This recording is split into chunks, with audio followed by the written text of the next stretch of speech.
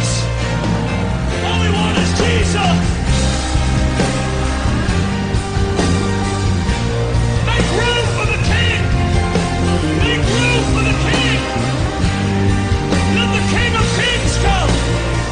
And the King of Glory come. The Lord of hosts. The Lord strong and mighty. Tear out them for 20 others.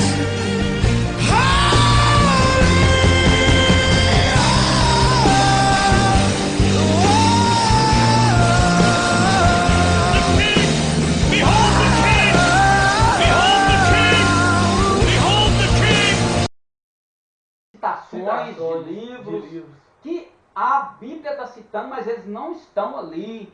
São livros que nem foram encontrados, tá? Não foram encontrados. Alguns, olhando para o lado do Novo Testamento, às vezes alguns fragmentos encontrados, mas nada que deixa bem claro que é aquele livro citado, tá? Então, nós abordamos essas citações do Antigo, né? Aí nós vamos ver agora as citações que temos. O Novo Testamento também toma o mesmo caminho. Citações feitas por apóstolos que elas não têm, você não vai encontrar, né? A gente encontra muito assim,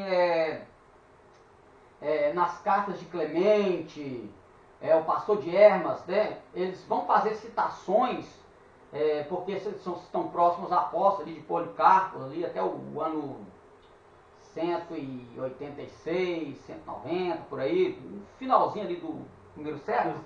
Então eles vão fazer citações dos apóstolos, daqueles que estiveram mais próximos dos apóstolos, mas citações que você não encontra nos evangelhos. Tá? Então é uma peculiaridade muito boa para a gente saber que existem materiais. O próprio João, quando ele escreve o evangelho, ele vai dizer que se ele fosse colocar tudo que Jesus realizou, não caberia nos livros. Então, quer dizer, a gente pode entender nessa fala dele, nessa escrita dele, que nem tudo que ele viu, que ele ouviu, ele colocou escrito. Então, o evangelho dele, ele termina naquilo que ele escreveu. Mas naquilo que ele teve de informação, que ele participou, não. Ficou coisas que ele resolveu, que ele colocou que era o principal para ele, a visão dele. Vamos colocar assim dentro dessa visão de que ele colocou aquilo que ele achou necessário trazer como informação no evangelho que leva o seu nome, tá? Então nós temos essas peculiaridades dentro das escrituras sagradas, tá? Então tomando aquele devido cuidado de saber que alguns materiais corriam, eram usados, eram lidos, eram citados, mas eles não fazem referência ao cânon como fechado, do cânon sagrado, bem fechado, né? Eles não fazem parte do cânon que se fechou. Ele tem uma citação aqui, até lendo esse livro aqui do Eusébio de Cesareia, ele faz uma citação aqui, eu achei até, como a gente está falando de citações ali, ó, de Clemente, ele vai dizer assim, ó, de quantas escrituras Clemente fez menção? Nas hipoptoses, para resumir, Clemente dá algumas explicações precisas das escrituras testamentárias, ó, testamentárias, ele está colocando no quesito aqui de já canônico, tá? A questão de canônico. Sem omitir os escritos discutidos. Escritos discutidos são aqueles que não entraram no cano. Então ele não omitiu nessa informação de cano que ele utilizava, lembrando que Clemente ele foi bispo, acho que da igreja de Alexandria, então ele teve participação, ele teve próximo aos apóstolos, mas ele vai fazer citações de livros que não entraram no cano. E claro que o cano, vamos colocar assim, ele vai ser fechado mesmo depois, né? Vai ser anos depois, séculos depois. Né? Ele continua dizendo assim, ó, quero dizer, as cartas de Judas e as demais cartas católicas, no caso, católico significa universal, tá? Não é que quer dizer católica romana. A palavra católica, ela quer dizer universal, tá? Então, quando ele está falando de cartas católicas, falando de cartas universais. Porque era o vocabulário daquele período, né? Vocabulário, mas a gente for analisar, esses vocabulários antigos eram um vocabulário mais enriquecido. Mais enriquecido, tinha uma cultura por trás da palavra, né? Isso, não era a universal, a gente fala universal, tu fala no mundo, né? Não, mas era na questão do global, mas era de já definir um público-alvo também, que eram os cristãos daquela época, que Exatamente. compartilhavam aquilo de uma forma universal, né? Isso mesmo, exatamente, é isso aí mesmo, é dessa forma aí. Assim como as cartas de Barnabé e o chamado Apocalipse de Pedro. Isso que eu ia falar. Diz também que a carta, peraí, só um minutinho, só para terminar. Diz também que a carta aos Hebreus é certamente de Paulo, isso aqui é discutido até hoje, tá? Até hoje. Mas que foi escrita em língua hebraica para os hebreus, sendo que Lucas a traduziu cuidadosamente e a editou para os gregos. Daí que se encontra o mesmo colorido no estilo desta carta e nos Atos.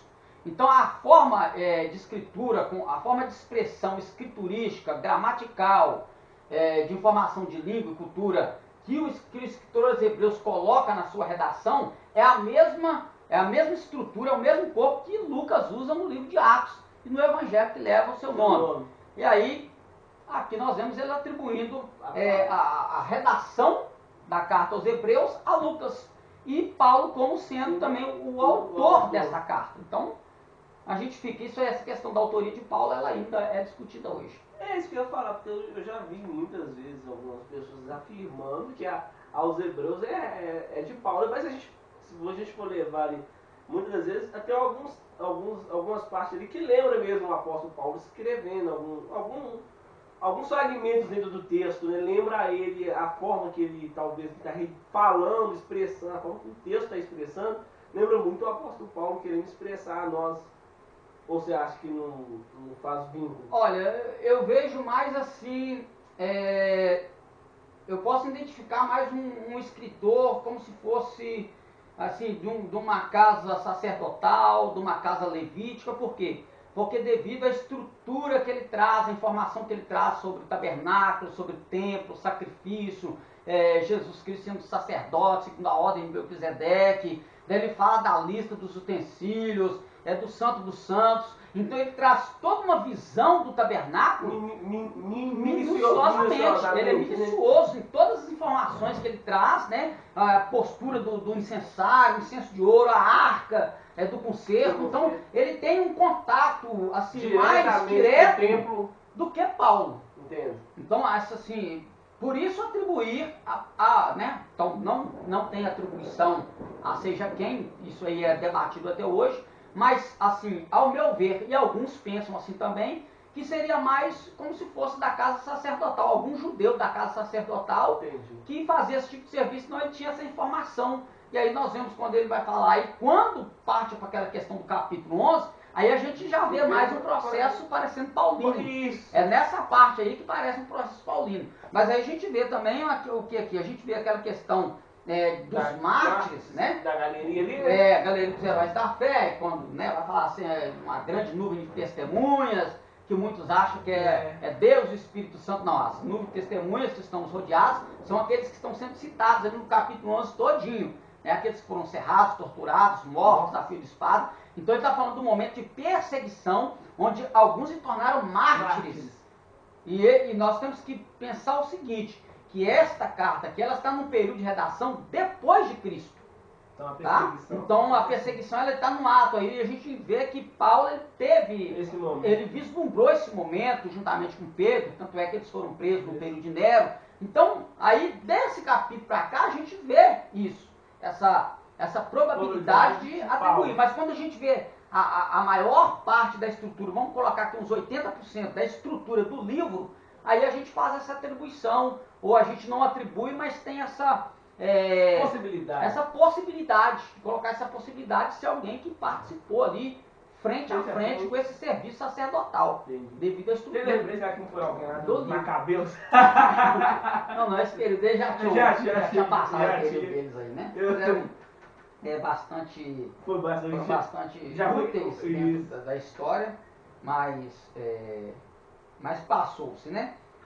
Então nós temos aí esta citação, né?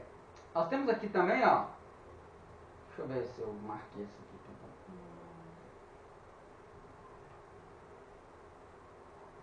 A preocupação de Orígenes, lembrando aqui, ó, de como Orígenes havia se ocupado com afã das divinas escrituras. E nós aqui no capítulo de número 15 desse livro, ele diz, olha, E tão cuidadosa era a investigação que Orígenes fazia das palavras divinas, que até aprendeu a língua hebraica, comprou as escrituras originais conservadas entre os judeus com os próprios caracteres hebraicos e seguiu a pista das edições de outros tradutores das Sagradas Escrituras, além dos 70, além das traduções trilhadas e alternantes de Áquila, de Símaco e de Teodócio. Descobriu outras que, após surgir-lhes o rastro, tirou à luz não sei de que esconderijo, onde se ocultavam desde antigamente. Então nós vemos aqui que Orígenes, aqui essa citação que o Eusébio vai fazer aqui de Orígenes, ele está dizendo que ele conseguiu os originais da Bíblia Hebraica. Então ele se ocupou, ele comprou os originais. Então nós temos uma pista de que os originais não são tão distantes assim como a gente pensava, concernente ao Antigo Testamento, né, o Taná, a Bíblia Hebraica. Então aí a gente já vai saber, já é sabido nós que lá alguém comprou, alguém teve posse dele. Então quer dizer, nesse trabalho dele aqui, que nós vimos aqui que alguém já tinha feito uma tradução, ele até fez o uso da Septuaginta ali, né, como vai falar a tradução 70, ele está falando da Septuaginta. Então ele fez uso da Septuaginta, teve essa escritura original nas suas mãos, do hebraico, pegou a Septuaginta, que é a tradução grega do hebraico, né, do Antigo Testamento, e ele vai fazer o que? Ele vai fazer aí, a gente já tem uma pista de que aí ele vai ser um dos que também vai, através desse seu trabalho, deixar algum escrito do mesmo. Vai compor o escrito do mesmo, tanto comentários que ele vai fazer de muitos livros, por causa desse motivo aqui. Então ele vai fazer comentário de Gênesis, dos Salmos, livro de Ezequiel, Daniel, não vai comentar todos os livros. Vai comentar algumas partes, vai fragmentar alguns comentários. Que ele julgou necessário, né? Que ele julgou necessário, né? Então ele foi aí, ele utilizou isso tudo para combater, às vezes, até heresias que estavam surgindo no período que ele estava aí nessa ativa aí, tá? Então, nós vemos aí que os pais da igreja, né, ajudam a gente a ter uma pista de como que o cano vai se formando, qual o desenvolvimento, livros que a gente viu aqui que não estavam ali, a gente já vê, né, depois dos apóstolos ainda fazendo uso daqueles livros, daqueles materiais, tendo eles inseridos no seu compêndio divino. A gente viu ali testamentário, né? Então tava, pedacinho ali, né? Ali, então aí fica os concílios vão definir aí, sei lá, né? A gente já viu, estudou os critérios utilizados, mas vai saber se tá fechado, se fechou ou não, né? E a gente já tem aí na atualidade aí o Papa de agora já querendo fazer uma atualização da Bíblia. Então a gente corre aí um grande, não sei se vou colocar assim, um grande risco de haver inserção no cano. Mas o cano está fechado. Mas, assim, se for olhar, né, infelizmente, olhando para o lado religioso cristão, do cristianismo, o Papa é o cabeça. Ele é o cabeça, querendo ou não, ele é o cabeça, né? Então ele ali, claro que não vai ser aceito, né? Não vai ser aceito pelos protestantes nunca, mas ele pode muito bem, não sei se é essa a finalidade quando ele diz de atualizar, se é mudar alguma coisa, mas trazer inserção, inserir mais livros apócrifos que estavam escondidos, mas que agora o público nosso já está começando a ter em mãos, mesmo que são traduções não fidedignas, mas traz pelo menos um rastro daquilo que são os apócrifos. Isso pode também corroborar para que o nosso estudo avance. É por isso que eu ressalto, curso de teologia é para fazer teólogo, não é para fazer obreiro. Não para, o ensinamento não vai parar. Então se ele fizer uma disso aí, vai ter que ter pesquisa dos mesmos, que talvez, eu estou aqui supondo que seja essa forma que ele está querendo dizer, né, de inserir livros, tá? De atualização de Bíblia aí. Porque a palavra de Deus ela já está contida ali nos seus livros inspirados. A gente já viu lá dificuldades doutrinárias, que se colocar ali, a Bíblia vai, infelizmente, deixar de ser um livro fidedigno, devido a essa dificuldade doutrinária que a gente já encontrou em muitos livros apócrifos e pseudepígrafos. né? Então a gente tem que ficar de olho nisso aí, que as coisas vão acontecendo, ficar de olho, continuar na nossa pesquisa, nos debruçar sobre as informações que vão vindo, que os antigos deixaram, os patriarcas deixaram, para a gente sempre ter um argumento dentro das escrituras, seja para apoiar ou seja para desfazer ou combater algum tipo herético, alguma heresia, né? Então por isso que a gente não pode fechar o nosso leque, sempre estar com o leque aberto, porque sempre as informações vão chegando aí. Então nós vamos ver aqui algumas citações que o Novo Testamento também faz, de escritos que não se tem, tá? Que não se tem em mãos. Então nós temos, mas como está escrito, que o olho não viu, os ouvidos, as coisas que o olho não viu, o ouvido não ouviu, e não subiram ao coração do homem, são as que Deus preparou para os que o amam. 1 Coríntios capítulo 2, 9. Então é uma citação que está escrito aonde? Como está escrito? Aonde está escrito isso aqui? Não tem escrito. Não tem lá no Antigo Testamento, não tem isso aqui. Lembrando que isso aqui, esse período aqui, ele está compondo, ele está falando, mas ele não tem o Novo Testamento fechado. Aqui ele já está fazendo parte. Isso aqui já está fazendo parte do Novo Testamento. Mas quando ele está falando, não fazia parte. Mas de onde que ele tirou essa informação? Cadê esse livro aí? Cadê essa citação aí? De onde que esse material surgiu? Entendeu? Então essas coisas vão aparecendo também no Novo Testamento, né? Epístola aos Efésios, como me foi este mistério manifestado pela revelação, antes um pouco vos escrevi. Escreveu sobre isso aqui. Cadê o mistério que ele escreveu? Cadê essa escritura aqui? Cadê essa parte? Vamos dizer assim, esse fragmento dessa carta que ele escreveu aí aos Efésios. Onde que está? Não sabemos, mas está dizendo que ele escreveu. E quando esta epístola tiver sido lida entre vós, fazei que também o seja na igreja dos Laodicenses, e a que veio de Laodiceia, lede a vós também. Né? Colossenses 4,16. Ele está fazendo citação, não é disso aqui que ele está escrevendo. É de outra carta aos Laodicenses que ele já escreveu, que já foi lida, já foi passada, já correu em mãos. Mas cadê ela? Então ele está orientando os colossenses a lê-la. Cadê essa carta aí? Não tem, mas são coisas que foram escritas. Onde está a referência dos versos a seguir? Estaria nos livros apócrifos?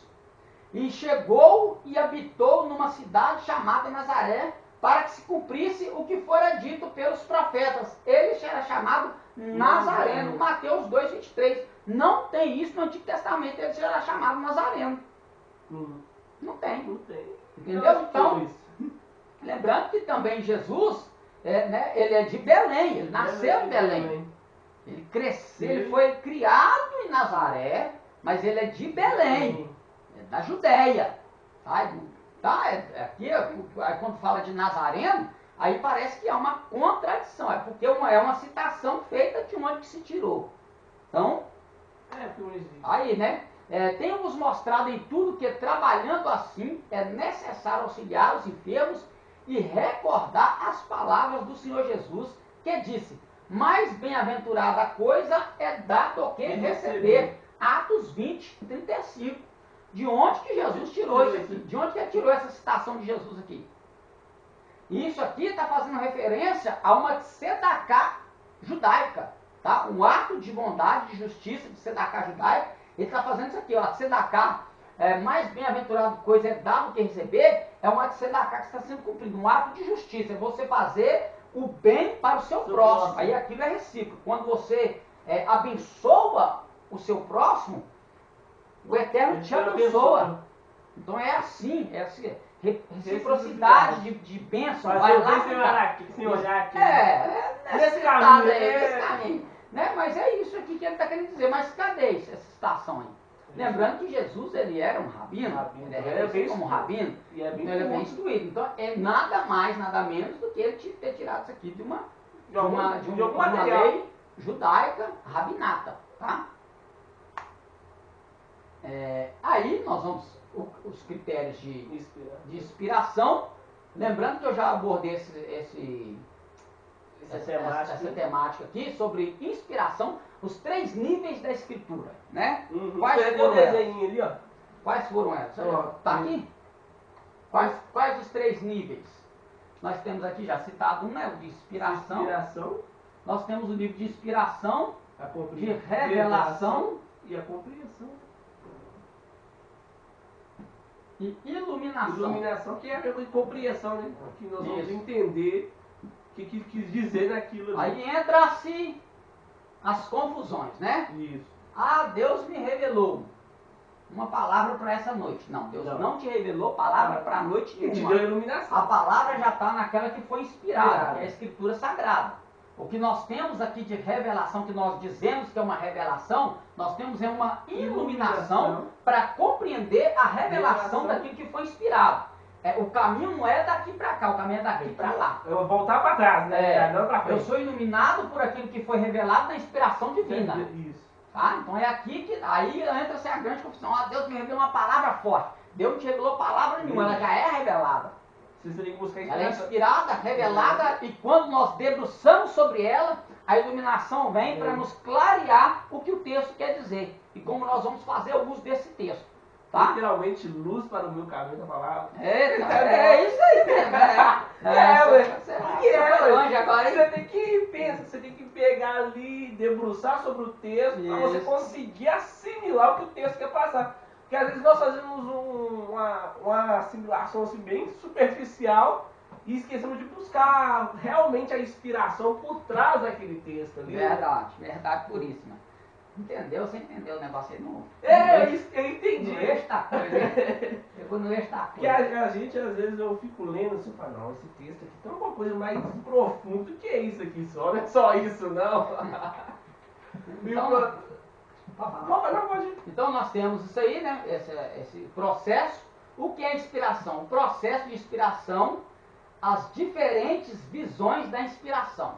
Então a inspiração da Escritura, ela tem um processo. É o processo de quem recebe. Tá? Então o agente revelador é o Espírito Santo. Então Deus ele vem, te revela, ele te inspira. É o teopneus que nós temos aqui no sagrado. O sagrado vem até nós, na verdade. Aí no caso do sagrado a nós estamos falando da kenós, né? Isso. Mas aí na questão de escritura, é o que Paulo escreve a Timóteo, né? 2 Timóteo, capítulo 3, o verso 16. Eu vou citar ele agora aqui a pouco aqui. Aí vou deixar na hora da citação, aí a gente entra. Então essa inspiração, ela vem da parte de Deus. A gente precisa entender que quem está recebendo esta revelação pelo ato inspiracional de Deus é um vaso defeituoso. Ele está sujeito a mudar. Deus, ele não muda, mas o vaso muda. Né? O apóstolo Paulo vai usar uma expressão de que nós temos um tesouro dentro de um vaso de barro. O que ele está dizendo? Está dizendo que tudo que Deus coloca em nós é perfeito, é pleno, mas o que está recebendo, o receptor, é frágil. Ele está fadado ao tempo, à intempéria, à mudança. Deus não, aquilo que Deus revela, revela. Aquilo que Deus inspirou para ser revelado, inspirou e acabou. Revelou e acabou. Mas o que o receptor vai fazer com essa revelação que foi inspirada a ele? Aí é outro departamento. Tá? Aí cada vaso vai usar desta revelação inspiradora da forma que ele achar propício. E aí ele não pode, às vezes, é onde que entra, que a gente tem que tomar cuidado quando a gente está trabalhando a escritura teologicamente, tomar o cuidado de, às vezes, não espiritualizar onde não tem como espiritualizar. Eu não posso, por mais que a escritura seja um livro de religião, a escritura é um livro que fala de religião, tudo que fala de Deus é religião, é lado religioso. Ah, eu não sou religioso. É sim, se não fosse religioso, não lia a Bíblia, não orava, não buscava Deus, não cantava louvor, não fazia nada disso. É religioso, só que é de outra religião. No caso, cristianismo, o judaísmo, o islamismo e por aí vai, né? Então, é o vaso que vai fazer, ele que vai processar toda essa revelação e é ele que vai expor. Ele vai expor isso na iluminação que ele deixar desenvolver dentro dele. Então, se ele levar tudo no ato espiritual, ele vai criar muitas heresias.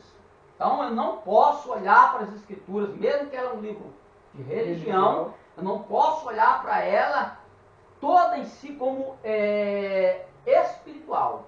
Eu tenho que tomar muito cuidado com quem, para quem, quando, onde, que está ocorrendo toda essa trama que está no texto. Tem que tomar esse devido cuidado aí, tá? Para não desfazer desses processos aí, processo da inspiração, as diferentes visões que essa inspiração vai trazer, porque ela faz isso, tá? Ela faz abrir o horizonte. Por exemplo, os evangelhos sinópticos. Sinópticos, ou seja, aqueles que falam iguais, né? Os evangelhos sinópticos. Cada um vai falar de uma mesma coisa com visão diferente. Eles receberam inspiração, mas as diferentes visões dessa inspiração está contido nos evangelhos sinópticos. Mateus, Marcos e Lucas. Está contido ali. Então você vai ter informações ali, o cego Bartimeu. Um vai falar que é um cego, o outro vai ter dois cegos gritando. E aí? Cada um com uma perspectiva, olhando diferente. Um resolveu dar um nome, o outro não. Só que o outro que não deu nome para ninguém, ali era um lugar de pedintes cegos. Só tinha Bartimeu? Só tinha aqueles... Não, tinha muitos cegos ali. Mas destacou, um livro destacou dois e o outro destacou um. E esse que destacou um, ele deu o nome de um. Mas poderia ser que ele viu dois, mas ele preferiu preocupar com quem tinha o nome. Talvez ele sabia só o nome de um né? Hora lá, não sei.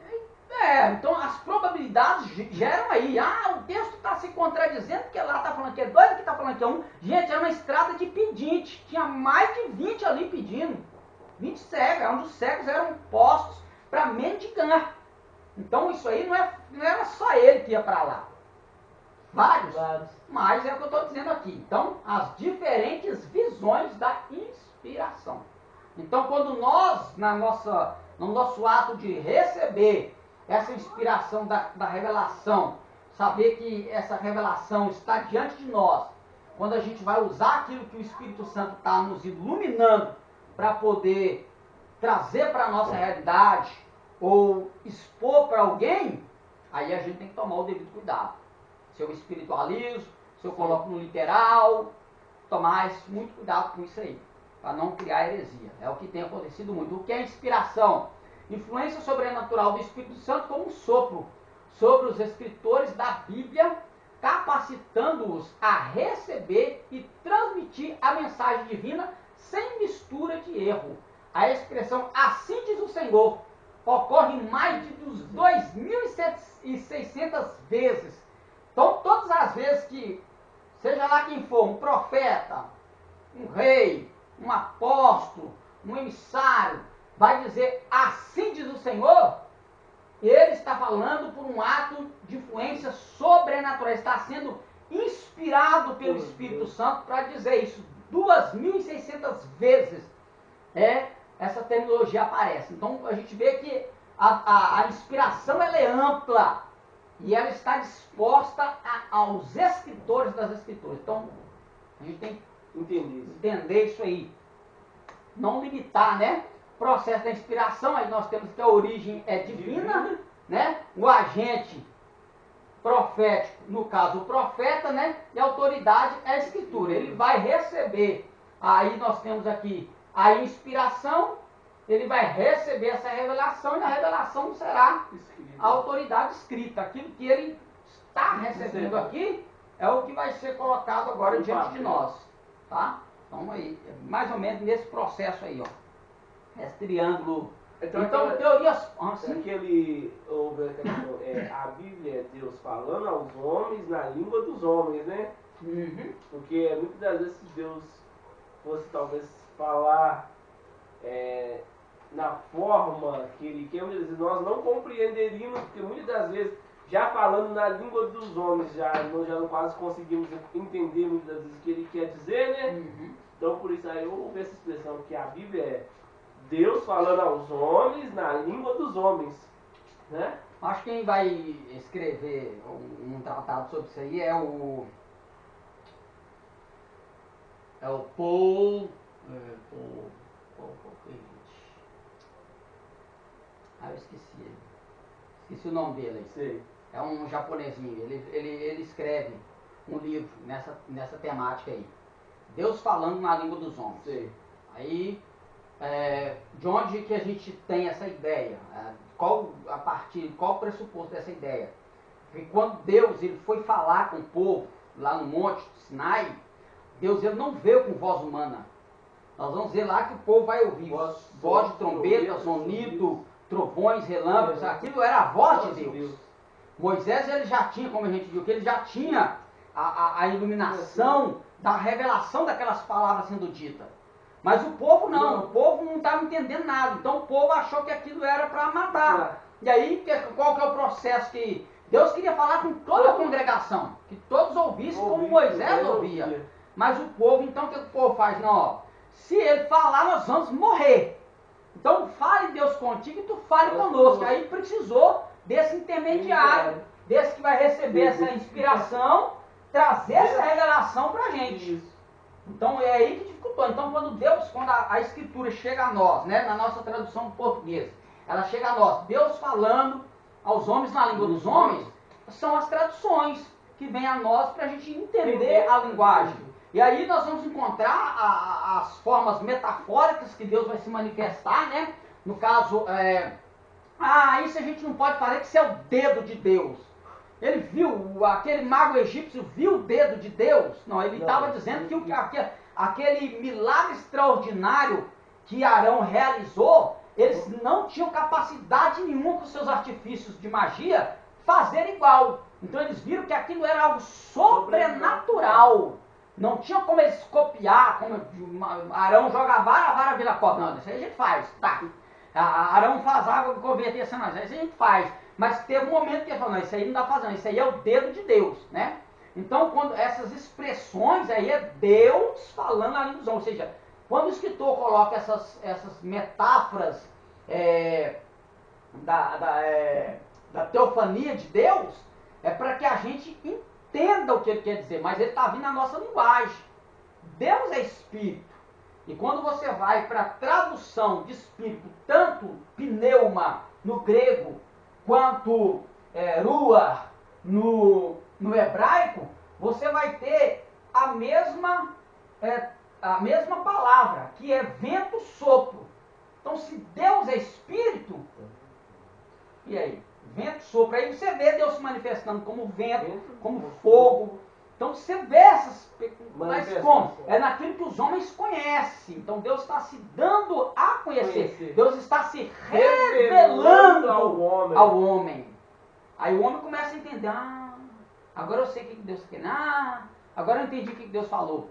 Entendeu? Entendi. Então é isso. Então, é nessas ações de Deus que ele vem falando com voz humana. E aí, por isso, tanto essa confusão que teve com o povo para entender isso, que foi necessário ele vir. Não, já que vocês não estão entendendo, então eu vou me tornar homem completo. Vou me tornar homem completo. Aí pronto, aí eu vou falar no meio de vocês, vou andar com vocês, vou mostrar para vocês que a natureza de vocês são mesmo, vou participar de tudo aí que vocês participam, para vocês entenderem. Então é isso aí, né? Então, quando ele está falando de Deus, falando a língua dos homens, são essas diretrizes aí de manifestações de Deus. Então, teorias falsas de inspiração, inspiração natural e inspiração divina comum. A inspiração natural, ou seja, ela é humana, essencialmente humana. Ou seja, para essa teoria, foi tudo humano, não teve parte. Aí é onde que a questão da canonização, tomar cuidado para não confundir o processo de cânon com inspiração. Inspiração é uma coisa, o processo canônico é outra. O processo canônico ele é participado humanamente. Tá? Deus ele está regendo toda a história humana, está no controle de tudo. Mas Deus ele permite tudo. Ele pode não concordar com tudo, mas ele permite tudo. Se Deus é bom, por que ele deixou acontecer isso? Porque ele não intervém em coisas que o ser humano quer praticar. Então é a maldade do ser humano que leva o ser humano ao desastre, ao roubo, ao estupro, a toda a maldade que acontece. E aí a culpa caindo, quer colocar a culpa no colo de Deus. Ah, mas se Deus é tão bom, por que fulano fez isso? Foi o fulano, a maldade do fulano que levou ele a fazer isso. Mas por que Deus permitiu? Porque Deus, a inclinação, exatamente. É o Yetzer Hará. A inclinação para o mal. Está dentro dele para testar ele. E ele está sendo fraco. Então ele está se deixando levar pela sua natureza carnal e cometendo esses delitos. E Deus não vai intervir. Por mais que a vontade de Deus seja, como diz o apóstolo Paulo, boa, perfeita e agradável. Então eu vou procurar um material aqui para a gente falar disso, dessa vontade de Deus, dessa cognoscibilidade de Deus, como Deus se deixa conhecer. Né? Então tomar cuidado para não confundir quando está falando de inspiração natural, que eles falam que, não, né? Meu pai falava muito isso, Bíblia foi escrita pelo homem, tá certo. Antigamente, quando não entendia, eu falei, não, que homem, que nada. Até eu questionava, não, pai, o homem não, a Bíblia foi Deus que escreveu, não foi o homem. Mas quem inspirou, o homem foi Deus. Foi Deus. Agora eu entendo isso, mas antes não, antes eu achava isso aqui também. Mesmo eu sabendo que era a palavra de Deus, mas eu achava que era o homem que tinha escrevido porque ele quis. Entendi. No cano houve votação para qual livro entra, qual livro sai. Aí sim, houve votação. Agora se houve, né? Não, quem vai espiritualizar vai dizer que o Espírito de Deus é que conduziu. Mas quem não vai espiritualizar vai saber que não conduziu. Então fica esse negócio. Quem quer espiritualizar, foi o Espírito Santo. Quem não quer espiritualizar, eles escolheram. Mas todos os dois estão com o mesmo cano na mão, não está fazendo diferença nenhuma. Os mesmos livros estão, os mesmos 66, todos os dois estão carregando. Quem acha que é Espírito Santo e quem acha que são os concílios. Todos os dois estão carregando o mesmo momento. Não mudou nada. A inspiração, a revelação está na mão do mesmo jeito. Não muda nada, né? Então para quê? Mas tomar cuidado, tem gente que pensa assim, né? Na inspiração divina comum, mesma inspiração de quando pregamos inspiração parcial. Parte da Bíblia são inspiradas, outras não. Como assim? É naquilo que a personagem está dizendo. Por exemplo, vamos no mais próximo. Jardim do Éden. Né? Deus disse, não comerás. Não comerás. Certo? Certo. Então Deus disse, não comerás. Porque no dia que comer, morrerás. Aí, a serpente vem e diz, certamente, no dia que comer, será conhecimento? Não morrerás. Não morrerás. Certo? Certo. Eva disse.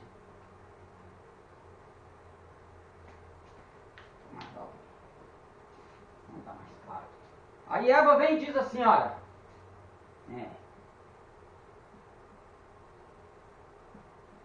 Não comerás e nem nele tocarás.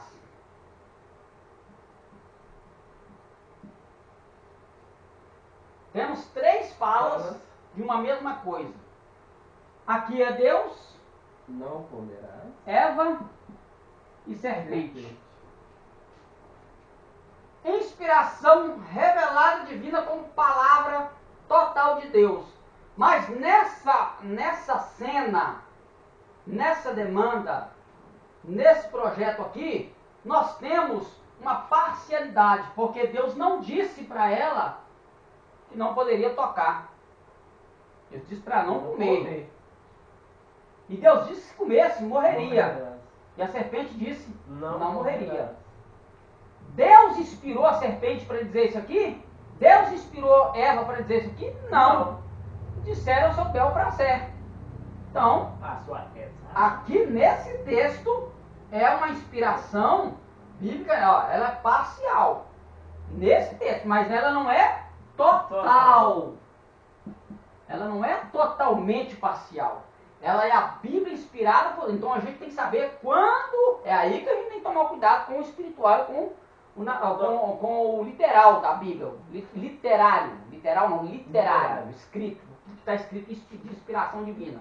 Aí tem a frase assim: a Bíblia é a palavra de Deus ou a Bíblia contém a palavra de Deus? A Bíblia contém as palavras de Deus, né? Ou ela é a Os palavra- dois. Os dois? Os dois. Aí fica a briga, não, ela contém, ela é os dois. Ela é a palavra de Deus e ela contém a palavra de Deus. Por que ela contém? Porque isso aqui não é palavra de Deus. Isso aqui não foi Deus que falou. Entendi. Mas tudo aqui é a palavra de Deus. Está nas escrituras. Mas aqui não. Aqui não. Interessante. Tá? Uhum. Então, fica essas brigas. Fica essas brigas por aí. Então, entender quando, tomar cuidado, que quando a pessoa falar de parcialidade das escrituras, isso aqui entra na crítica textual. A parcialidade das escrituras, da inspiração das escrituras. Ela é parcial. Por quê? Porque eles encontram essas dificuldades textuais e começam a querer desfazer da inspiração plenária, que ela é totalmente inspirada. Aí, olhando para as personagens, sabendo onde Deus está na inspiração plenária ou parcial como sua ação. Sim? Não vou perguntar. Não. Pergunta sua. Pergunta. Se não tiver resposta, eu me calarei. Não é por isso não é por causa disso. É uma pergunta, assim... Por que Deus plantou essa árvore lá, né? Mas você já sabe. Você já sabe. Você já sabe. É o Yetzirah e o Yetzirah, é para testar. Testar o ser humano mesmo. Lá em Jeremias, Hum. Deus vai dizer assim, acerca da pessoa de Nabucodonosor II, tá? Tá. É o Nabucodonosor II, aquele ali. Tiveram dois, né? Nabucodonosor, eu levantei Nabucodonosor, meu servo. Peraí, mas Nabucodonosor era servo de Deus? Não. A palavra servo ali, no hebraico é eved. No grego, acho que é dulo, não lembro direito aqui, ó, no grego. Mas qual que é o sentido? Aquele que está a serviço dele. Quando Deus está dizendo que ele é meu servo, não é que Deus levantou ele com aquela unção sobrenatural para entrar e ajudar, arrasar, mandar estrupar, matar. Não. Ele é um instrumento que Deus está usando na terra para corrigir o povo dele. Por isso ele chama ele de meu servo.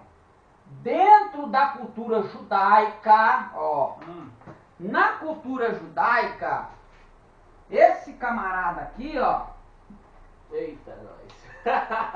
na cultura judaica,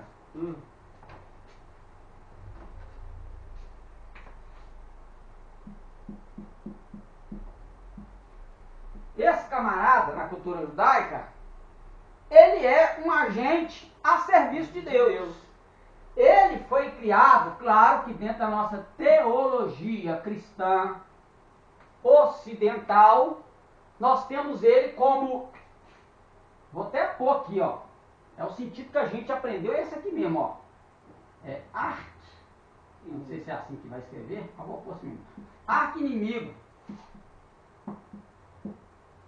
de Deus, certo? Na nossa teologia, ele é um arqui-inimigo de Deus.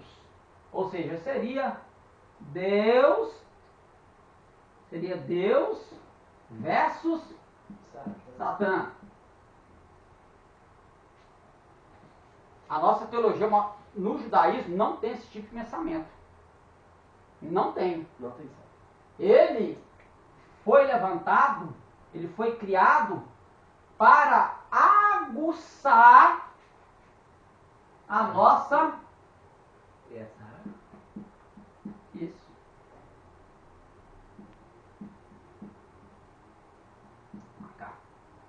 A nossa Yetzirah. A nossa inclinação para o mal. Então ele é um agente que está a serviço de Deus para aguçar, para nos testar na nossa inclinação para o mal. Por isso nós temos o livre-arbítrio. Não sou predestinado a ir ou a descer. Eu tenho livre-arbítrio. Quem vai provar se eu vou fazer a vontade, aí é onde que Paulo vai colocar, na visão grega, luta da carne Com o Espírito. versus espírito. É o que Paulo, esse conceito que o Paulo está usando de luta da carne contra o espírito, é o mesmo conceito da Yetzer Hará e Yetzer Hatov. Inclinação para o bem, inclinação para o mal. E quem vai alcançar isso aqui? Satã. O cidadão aí. Tá? Então na cultura judaica tem uma visão diferente, Diferente da nossa. totalmente diferente da nossa. É porque aqui nós Totalmente. somos doutrinados aí. Né? É. Nossa visão ocidental, nós temos uma outra cultura, né? Recebemos aí uma teologia Católico. católica, tá? Então não tem como, gente. Então não tem como. Vai querer tapar os olhos para a verdade? Ah, então o que eu faço? Eu tenho que me tornar um judaizante, se quiser se torne, não precisa, mas se quiser se torne. Vai aprender com eles, vai aprender com quem conhece, sabe da causa, né? Sabe da causa na raiz. E lembrando que não é todo judeu que é assim, tá? Tem judeu ateu também, judeu católico, judeu umbanda, judeu... Então quando se fala judeu, a pessoa já pensa em judaísmo. Todo judeu é um praticante do judaísmo. Não é. Não é. Eu ouvi um rabino dizendo que tem uma parte lá em Tel Aviv que é pior do que Sodoma e Gomorra. Ah, ele é Flamengo. Pior. Pior, dizendo que é pior. Tá? Então nós temos aqui o ditado verbal. Os escritores eram verdadeiras máquinas. Inspiração de ideias. Deus inspirou suas ideias, não as palavras. Ele pensou assim. Ou seja, ele recebeu a psicografia, né? Ficou lá no trânsito, lá e... vou escrever. Aí ele começou. Deixa eu ver aqui mais. Vou escrever. Né? Então, é outra aqui, ó. É ditado verbal. Né?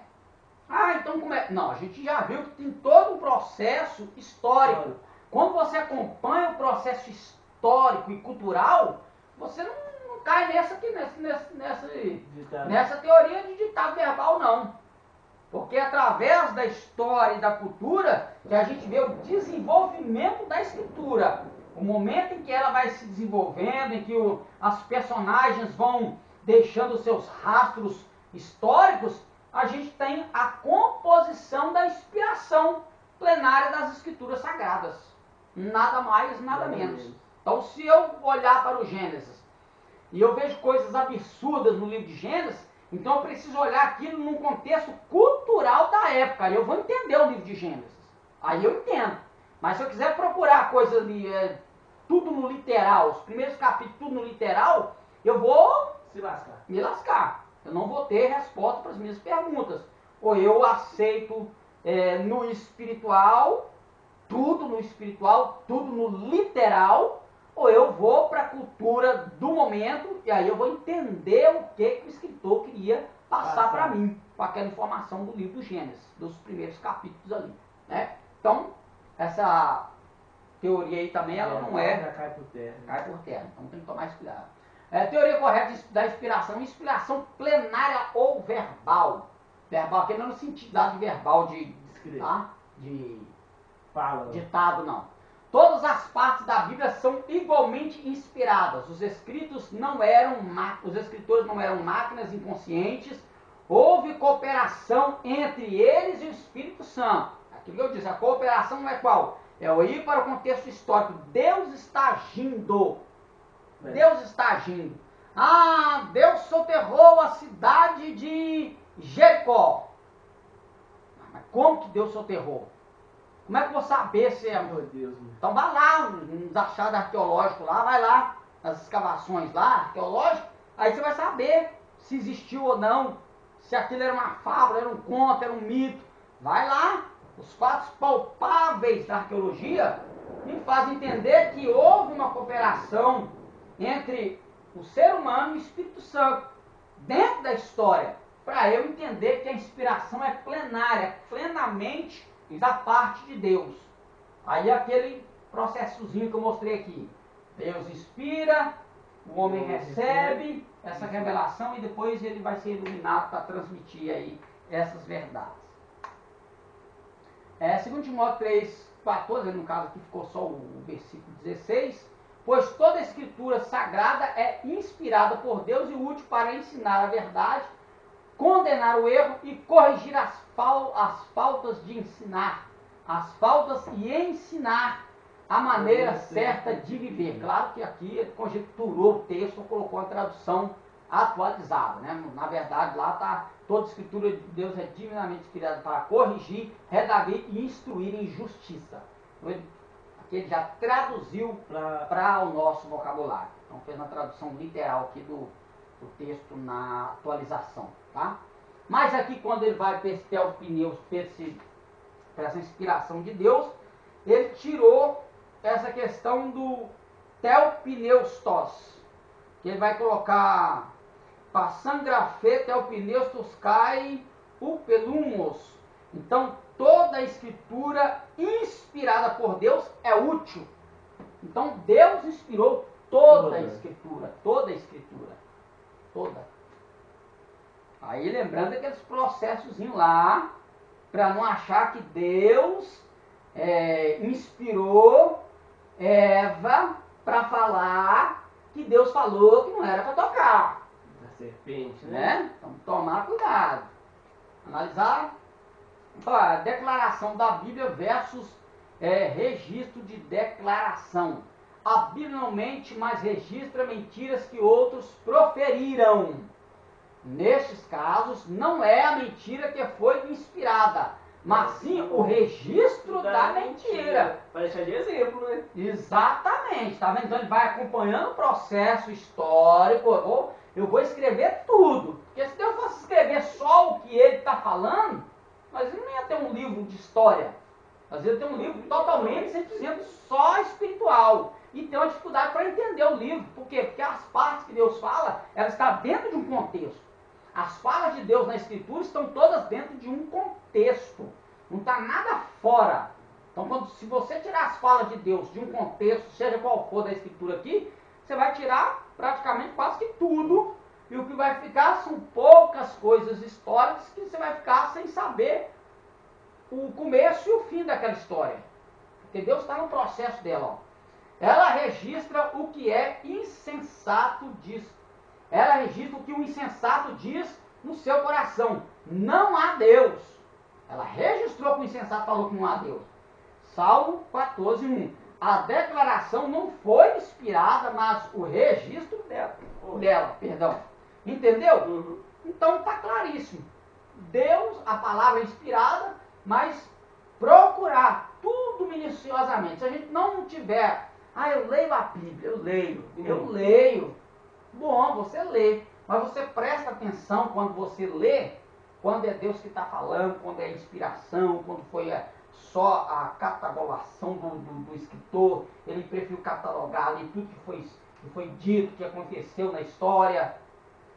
Aí é que tá, tem que analisar tudo, né? Então, observações importantes: durante a leitura da Bíblia é preciso verificar quem está falando, para quem se está falando, para que tempo está falando e em que sentido está falando. Então, esse esqueleto aqui de pergunta, ele me faz ter uma visão bem mais clara quando eu leio com essas preocupações aqui, ó. Se eu ler o texto com essas preocupações, eu vou entender bem melhor o texto. Eu vou conseguir me aproximar mais do texto, mais da personagem e saber o que ele está trazendo para mim como iluminação, tá? Agora, acho que os demais slides agora são mais questão de quantos capítulos tem a Bíblia, quantos versículos, são coisas relevantes, não? E a gente já fechou aqui o nossa bibliologia. Então, a revelação, como Deus se revela Nós falamos aí agora da natureza, né? Sonhos, visões, história, escritura. Então, é um momento, dois tipos de revelação: revelação geral, revelação especial. Acho que a gente abordou isso aqui. Revelação geral é geral em dois aspectos: geral em conteúdo. Então Deus revelou tudo que aconteceu. Revelação para um grupo genérico de pessoas. Então ele colocou tudo que aconteceu, mas ele está falando de quem? desse acontecimento? De um povo. Então, desde quando começa, lá no Gênesis, ele vai começar falando do nascimento de uma nação. Quando a gente parte ali do capítulo, vamos pôr do capítulo 4 do Gênesis, tá? Pôr do capítulo 4 do Gênesis, onde vai acontecer a situação de Caim e Abel. Dali para cá, começa um monteado de genealogia. Aí vai cair Abraão, patriarcas, profetas, Davi, babá, Jesus, apóstolos. Mas está tudo contido em um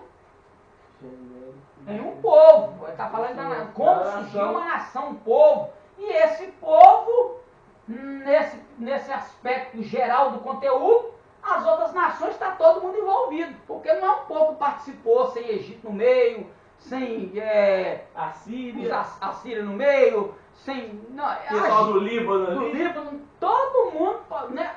Todo mundo daquele, todos os povos daquele período participaram desse processo aqui revelacional de Deus aqui, das Escrituras.